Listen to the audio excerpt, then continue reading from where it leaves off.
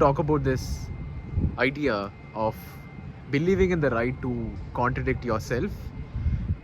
And this comes from this very interesting story which happened in the 18th century, happened in the streets of Paris, where people were protesting on the streets, and their demands were not the usual ones like increase the wages, lower the prices, and so on and so forth.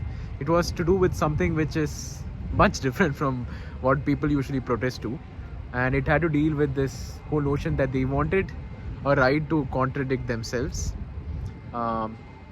And in this case and in this context, they wanted to contradict their own political opinion. Um, it so happens that these protesters were disappointed with their leader of the party.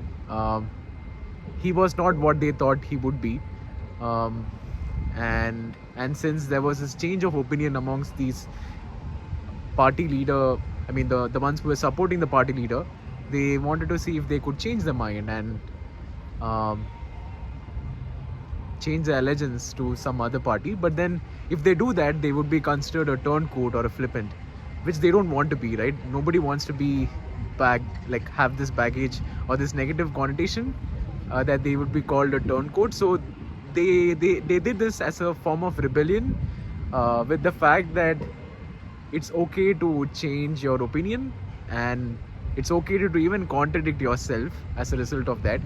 um, Again, this happened like what, 100 200 years back, 18th century, yes. And this has a lot of relevance to do with our current times. We attach a lot of ego and love to our own opinions. In fact, our opinions are like our babies, right? And we don't want to lose them. um, but but to think of it, it's just a statement which can change. They are as malleable as they can be.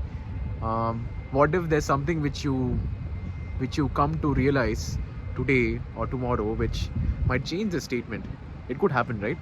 And and and we get into this whole confirmation bias thing that we don't want to lose them.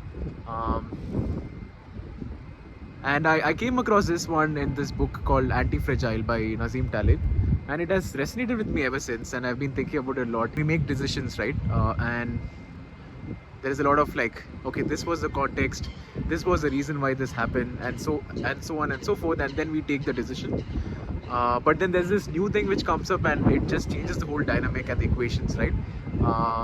And this malleability of not being a sucker for your own decisions and to distance yourself from ego, it's a process which I'm trying to cultivate. But I do feel that we all should embrace the fact that we are not turncoats in any way, and we have every right to contradict ourselves.